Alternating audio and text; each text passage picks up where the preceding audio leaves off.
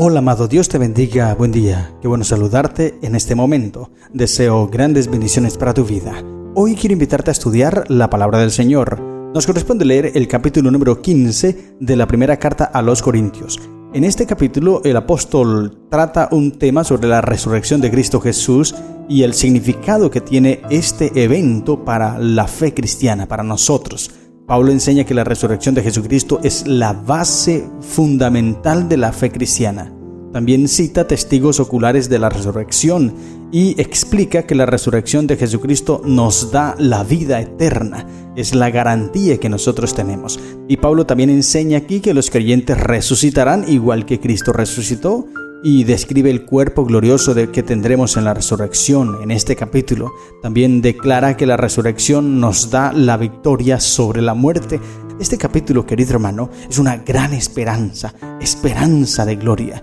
En el capítulo 15 de Romanos, versículo 4, pudimos leer que las cosas que se escribieron antes para nuestra enseñanza se escribieron, a fin de que por la paciencia y la consolación de las Escrituras tengamos esperanza.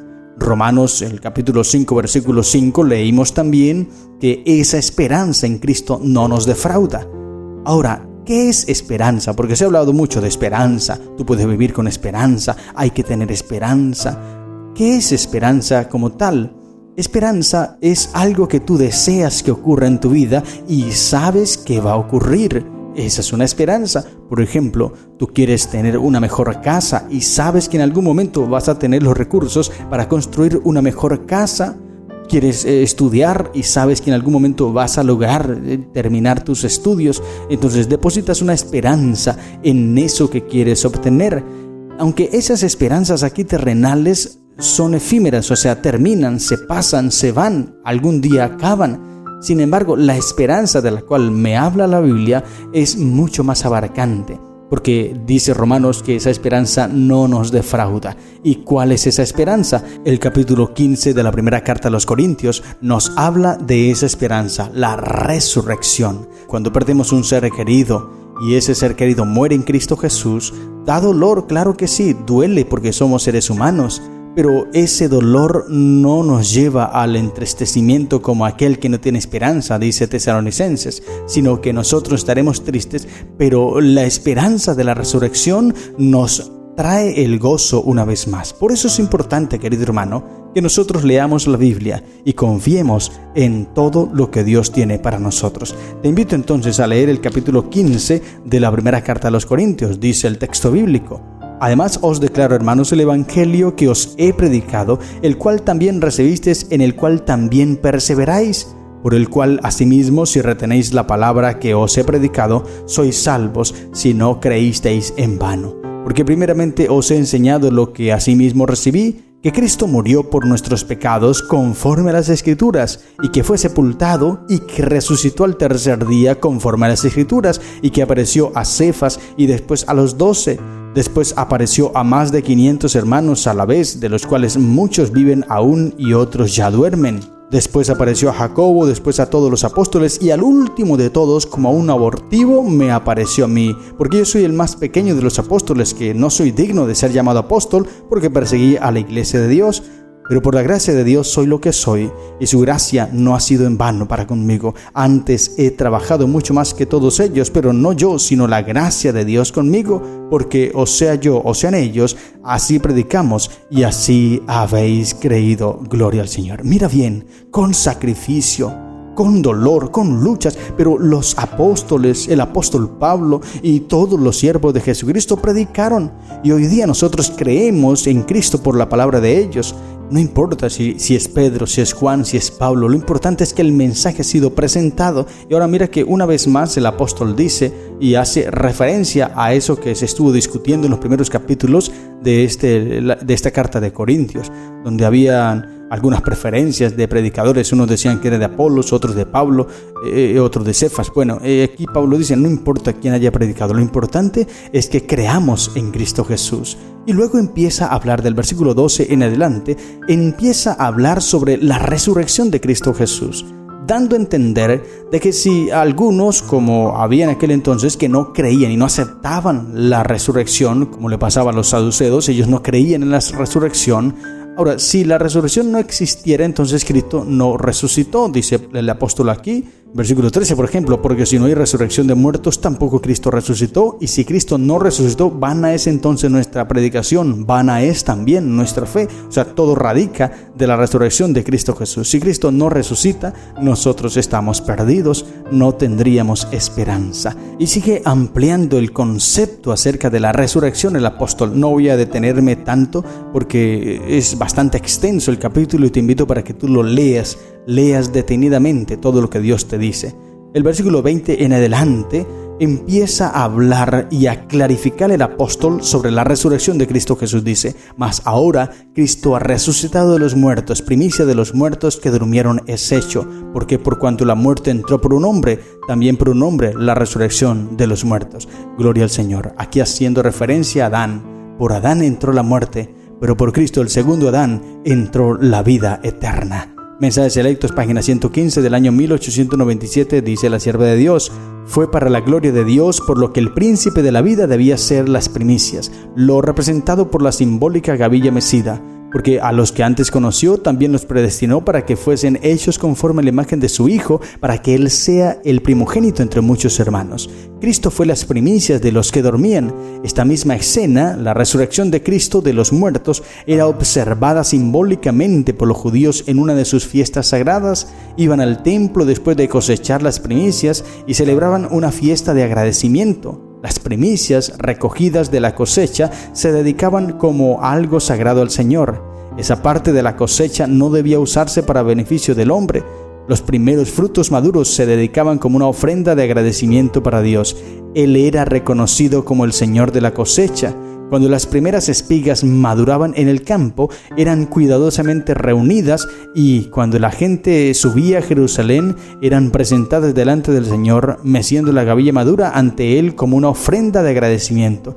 Después de esta ceremonia, podían comenzar la cosecha y juntarse el trigo en gavillas. Interesante. Mira, esta fiesta apuntaba a la resurrección de Cristo Jesús. Por todos los años los israelitas celebraban la resurrección de Cristo y todavía Cristo no había venido. Mira bien que antes de Cristo venir a esta tierra ya existía la fe, ya existía la gracia. Muchos piensan que la gracia nació cuando Cristo nació y la fe también. Antes la salvación era por obras. No, eso no es así. La salvación siempre ha sido por gracia, por medio de la fe. Mira esta linda representación que dice aquí el texto bíblico. Ahora, otro texto de la sierva del Señor dice: la resurrección de Jesús fue una muestra de la resurrección final de todos los que duermen en Él.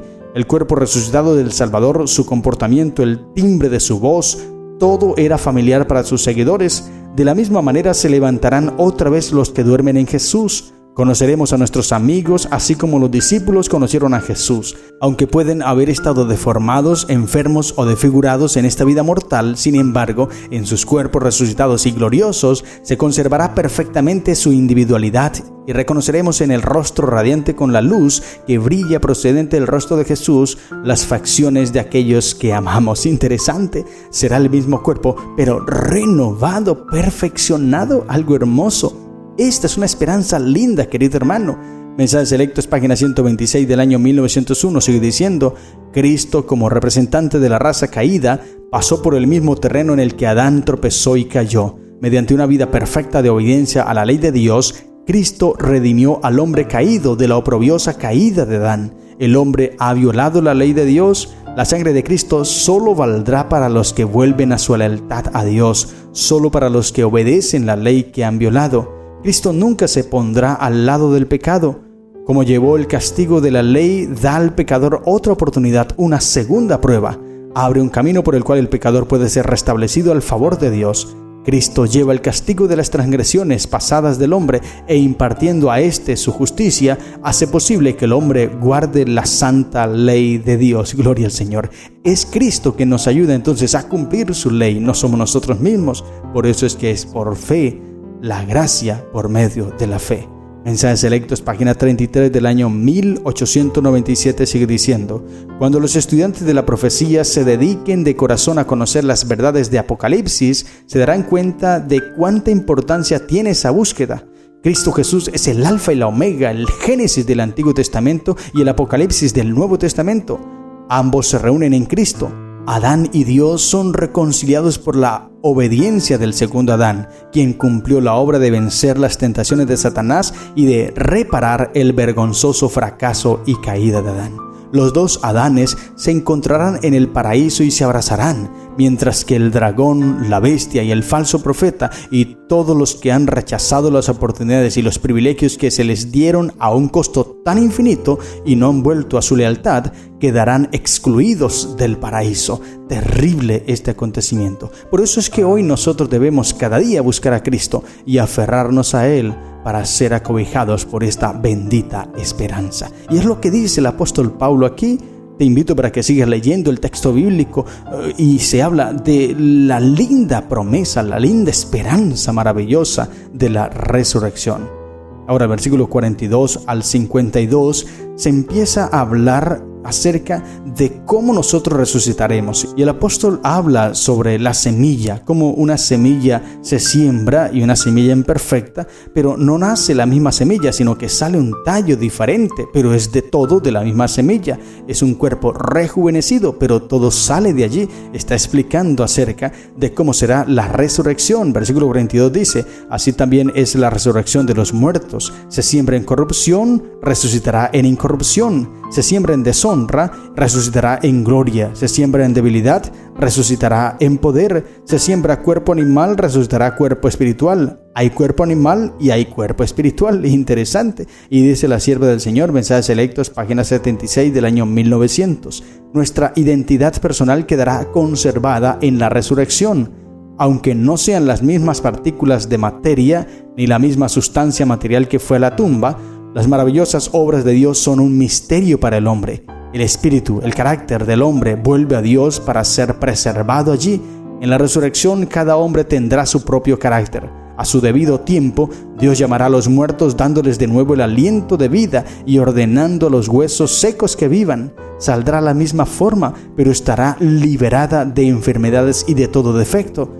Vive otra vez con los mismos rasgos individuales, de modo que el amigo reconocerá al amigo. No hay una ley de Dios en la naturaleza que muestre que Dios devolverá las mismas idénticas partículas de materia que componían el cuerpo antes de la muerte. Dios dará a los justos muertos un cuerpo que sea del agrado de Él. Pablo ilustra este tema con la semilla de cereal que se siembra en el campo. La semilla plantada se destruye, pero surge una nueva semilla. La sustancia natural del grano que se destruye nunca surge como antes, pero Dios le da un cuerpo como a Él le place. Un material mucho mejor compondrá el cuerpo humano, pues es una nueva creación, un nuevo nacimiento. Se siembra un cuerpo natural, se levanta un cuerpo espiritual. Gloria al Señor. Qué maravilloso mensaje y qué linda lección. Todo esto sucederá en la resurrección de los justos. Entonces dice el versículo 51, y aquí os digo un misterio, no todos dormiremos, pero todos seremos transformados. Entonces aquí se tira por piso, se quiebra, se quebranta un concepto que hay por allí en la mente de muchas personas que dicen: al fin y al cabo la muerte a todos nos llegará, de algo tendremos que morir, todos moriremos. Esa es una afirmación que da el ser humano, pero la Biblia me dice otra cosa. El apóstol dice: no todos dormiremos, o sea, no todos morirán. Habrá un grupo de personas que estarán vivas cuando Cristo regrese a esta tierra. No gustarán, no conocerán la muerte. Ellos serán transformados en un momento, en un abrir y cerrar de ojos. Espero estar en aquel lugar por la gracia de Dios, si es su voluntad. Y si he de morir, pues por lo menos morir con la esperanza de la resurrección. Lo importante es encontrar la salvación en Cristo Jesús, querido hermano. Si estás vivo o muerto, que puedas ser salvo. Pero si estás muerto, te levantarás transformado. Si estás vivo, serás transformado en un abrir y cerrar de ojo. Y es lo que dice el apóstol: todos seremos transformados. Cuando habla aquí de todos, no se está refiriendo a toda la humanidad, sino que este todo tiene un contexto, y el contexto ya se ha mencionado en el capítulo 15 y en los capítulos anteriores. Aquel que cree en Jesús, aquel que tiene la esperanza viva, esa fe intacta, aquel que está aferrado a Cristo, encontrará salvación, como dice en los primeros versículos del capítulo 15 que estamos leyendo hoy. Ese es el contexto. No está diciendo toda la humanidad se va a salvar, toda la humanidad va a ser transformada. No. El que no acepta a Cristo se perderá, lo dice aquí el capítulo 15. Por eso es importante creer en Cristo Jesús. Y ahora dice el versículo 55 en adelante: ¿Dónde está, muerte, tu aguijón? ¿Dónde, oh sepulcro, tu victoria? Ya que el aguijón de la carne es el pecado y el poder del pecado la ley. Mas gracias sean dadas a Dios, que nos da la victoria por medio de nuestro Señor Jesucristo. Así que, hermanos míos, amados, estad firmes y constantes, creciendo en la obra del Señor siempre, sabiendo que vuestro trabajo en el Señor no es en vano. Gloria a Dios. Qué linda promesa. Promesa de la victoria sobre la muerte. Seremos inmortales. Hoy día nuestro cuerpo es frágil. Cualquier cosita arrebata nuestra vida.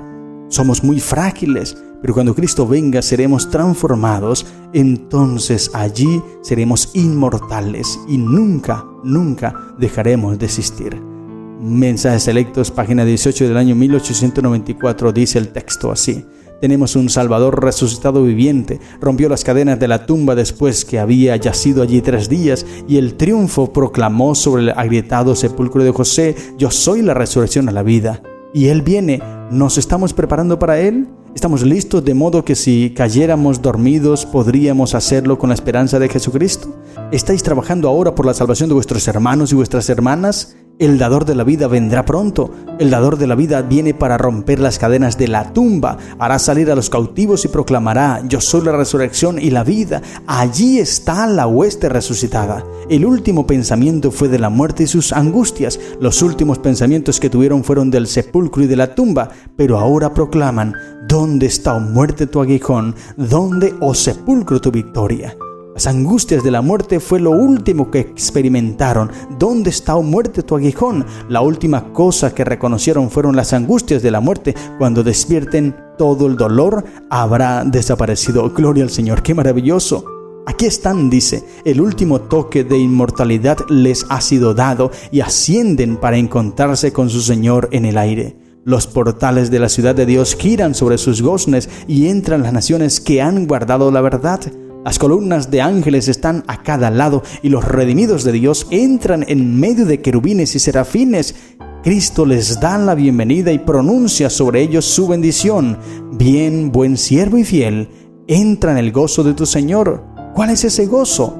Ve el fruto de la aflicción de su alma y queda satisfecho. Esto es por lo que trabajamos. Aquí hay uno por quien rogamos a Dios durante la noche. Allí hay otro con quien hablamos en su lecho de muerte y entregó su alma desvalida a Jesús. Aquí está uno que era un desventurado ebrio. Tratamos que sus ojos se fijaran en aquel que es poderoso para salvar y le dijimos que Cristo podía darle la victoria. Hay coronas de gloria inmortal sobre sus cabezas, y entonces los redimidos echan sus relucientes coronas a los pies de Jesús. El coro angelical hace resonar la nota de victoria, y los ángeles de las 2 columnas entonan el canto, y la hueste de los redimidos se une a él como si le hubieran cantado el himno en la tierra, y así fue. ¡Oh, qué música! No hay una sola nota discordante. Cada voz proclama: el Cordero que fue inmolado es digno. Él ve la aflicción de su alma y queda satisfecho. ¿Creéis que alguno empleará allí el tiempo para contar sus pruebas y terribles dificultades? De lo primero no habrá memoria, ni más vendrá el pensamiento. Enjugará Dios toda lágrima de los ojos de ellos. Amén. Qué lindo relato de todo lo que sucederá. Por eso, querido hermano, es importante que confiemos en Dios y nos aferremos a su palabra, y este capítulo 15 lo hagamos parte de nosotros, que nos aprendamos este capítulo para que vivamos sobria, justa y piadosamente en este siglo, mientras aguardamos la bienaventurada esperanza, la gran aparición de nuestro Dios y Salvador Jesucristo. Aférrate a Cristo y deja que Él transforme tu corazón. Estas son las lecciones que encontramos en el capítulo 15 de la primera carta a los Corintios. Que el Señor te bendiga. ¡Feliz día!